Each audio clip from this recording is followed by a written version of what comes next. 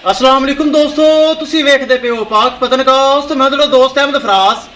दोस्तों सब तो पहले रिक्वेस्ट है चैनल को सब्सक्राइब कर लो, फेसबुक वाले बरावीर बहुत अच्छे पेज को फॉलो कर लो।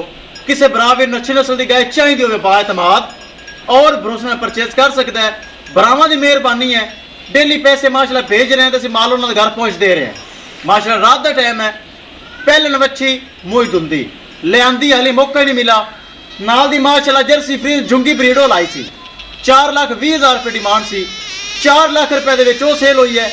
3.5 लाख रुपए दे विच पहले नवच्छी सेल हुई है। 7.5 लाख रुपया मेरे अकाउंट में आ चुका है। अयाज भाई फैसलाबाद शहर और कमाल खां भाई, दोवें भाई अगर मैंने सुन रहे हैं मेरा सलाम है। एतमाद किया, भरोसा किया। कमाल खां भाई ने ऑनलाइन ट्रांजैक्शन अकाउंट की और अयाज भाई ने दोनों जानवर माशाल्लाह खरीद रहे हैं। ये इस्लामाबाद शहर जा रहे हैं। अल्लाह ताला कमाल खां भाई और अयाज खां भाई उन्होंने नसीब करे।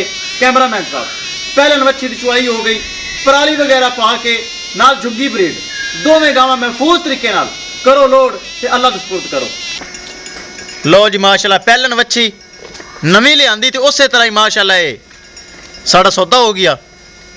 पहले तो है वड्डी गां दा सौदा। वड्डी गां 4 लाख की सेल हुई, 4,20,000 डिमांड सी, ए हुई 4 लाख की सेल। इस तो बाद मैं नवी गां लियांदी तो माशाल्लाह इस गां दा सौदा हो गया पहलन दा 7.5 लाख रुपए दे विच ये जोड़ा जा रही है। 7,50,000 रुपए दे विच ये जोड़ा जा रही है। अल्लाह ताला अयाज खां भाई और कमाल खां भाई उन्होंने नसीब विच करे। ले चलो जी माशाल्लाह जोड़ा जा रही है। सोना रब मालका दे नसीब करे।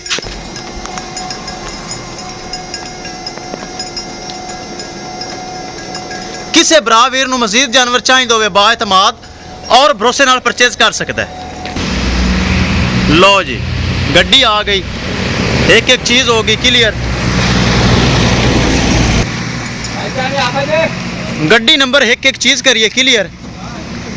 लो जी LES 5077 मॉडल जानवर हो रहे हैं महफूज तरीके नाल लोड। लो जी दोस्तों महफूज तरीके नाल जोड़ा हो गया माशाल्लाह लोड। किसे मेरे सोने बरावीर नूं मजीद जानवर चाहिए होवे राबता करके परचेज कर सकता है। इंशाल्लाह दोस्तों मिलांगे एक नई वीडियो दे नाल। अपने फराज दोस्त दे इजाजत, अल्लाह ने के बाद।